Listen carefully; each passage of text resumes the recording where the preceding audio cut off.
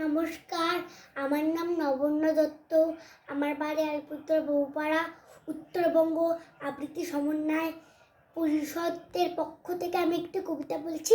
কবিতার নাম লুকোচুরি, রবীন্দ্রনাথ ঠাকুর।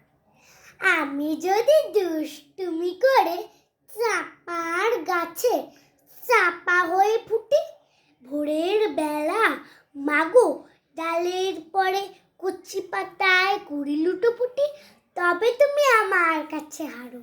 তখন কি মা চিনতে আমায় পারো? তুমি ডাকো, খোকা কোথায় ওরে? আমি শুধু হাসি চুপটি করে। যখন তুমি থাকবে যে কাজ নিয়ে, সবই আমি দেখবো নয়ন মেলে। স্নানটি করে চাপার তলা দিয়ে আসবে তুমি পিঠেতে চুল ফেলে। এখান দিয়ে পুজোর ঘরে যাবে, দূরের থেকে ফুলের গন্ধ পাবে। তখন তুমি বুঝতে পারবে না সে তোমার খোকার গায়ে গন্ধ আসে। দুপুরবেলা মহাভারত হাতে বসবে তুমি সবার খাওয়া হলে। গাছের ছায়া ঘরের জানালাতে পড়বে সে তোমার পিঠে কোলে। আমি আমার ছোট্ট ছায়াখানি দোলা বোতল বইয়ের পরে আনি।